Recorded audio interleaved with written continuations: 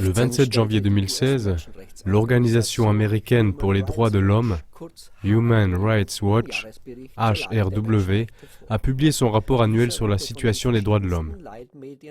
Celui-ci a été repris par plusieurs médias principaux, dont la radio suisse SRF1 le 19 février. SRF1 a donné la parole à Kenneth Roth, le directeur de HRW. Roth a indiqué qu'il observe une dégradation en 3 étapes de la situation mondiale des droits de l'homme, surtout en Chine et en Russie. La violation des droits de l'homme par ces États puissants serait devenue de plus en plus grave. Ce qui se passe à Moscou et à Pékin mènerait à la 2e étape de la dégradation dans d'autres capitales du monde. Comme contaminés par un virus, d'autres chefs d'État, par exemple, refuseraient de démissionner ou manipuleraient la Constitution pour rester au pouvoir. Mais Roth explique que la vague la plus tragique serait la 3e vague anti-droits de l'homme, qui s'élève maintenant en Europe, à savoir que l'afflux de réfugiés, mais aussi les attaques terroristes les plus récentes, mènent à ce que les principes de l'état de droit sont sacrifiés et que la revendication au droit d'asile est contestée. En bref, Roth refuse d'opposer les droits de l'homme aux intérêts nationaux.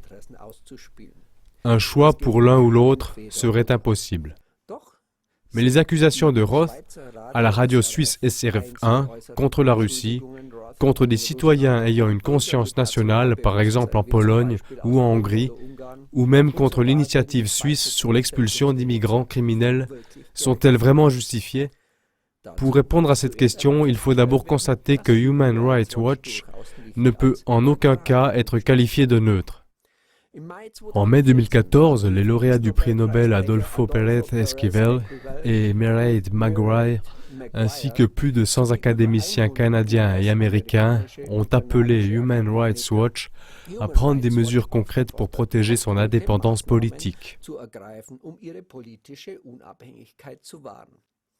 Des représentants importants de HRW auraient un lien étroit avec le Parti démocrate au pouvoir aux États-Unis, avec le gouvernement américain et même avec les services secrets américains à l'étranger, la CIA, comme l'indique un document écrit. Un autre indice qui permet de douter de la neutralité de HRW provient du site internet même de Human Rights Watch. En effet, y est nommé comme partenaire la fondation Open Society Institute, aujourd'hui Open Society Foundation, du milliardaire américain George Soros.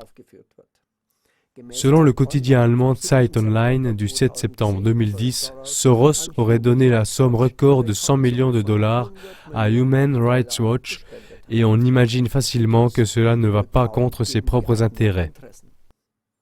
Le spéculateur Soros a fondé l'Open Society Institute en 1993 pour propager l'idée de la prétendue société ouverte après la dissolution de l'Union soviétique. Il s'agit d'un modèle de société de tradition libérale qui permet des changements culturels et voit l'État national comme un mal passager.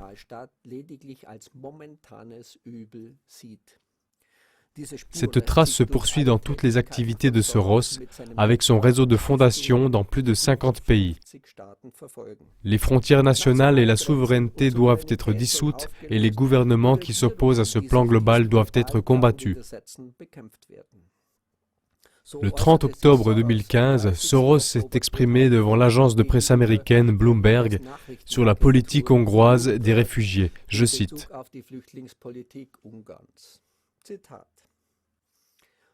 Le plan d'Orban considère que la protection des frontières des pays est le but et les réfugiés sont les obstacles.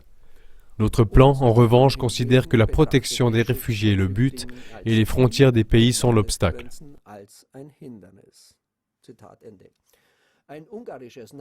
Un portail d'information hongrois a commenté la déclaration de Soros de la manière suivante. En disant cela, il a clairement admis avoir soutenu la vague de réfugiés pour faire tomber les frontières des États nationaux européens.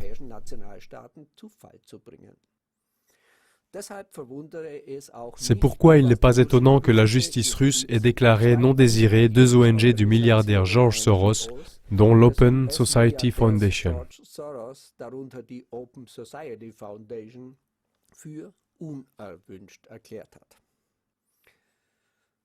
Des politiciens de Moscou accusent Soros d'ingérence dans les intérêts de leur pays. Ils reprochent entre autres à l'homme de 85 ans d'avoir cofinancé le putsch sanglant de 2013-2014 en Ukraine contre le président pro-russe Viktor Yanukovych.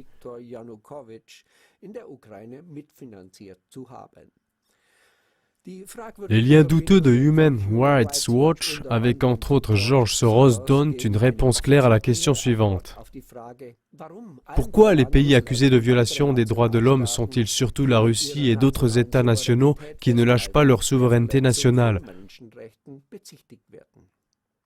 Car l'intérêt de Soros et d'autres stratèges globalistes consiste à combattre avec des moyens médiatiques, politiques, économiques et même militaires tout gouvernement, toute nation ou tout groupement qui défend une souveraineté nationale.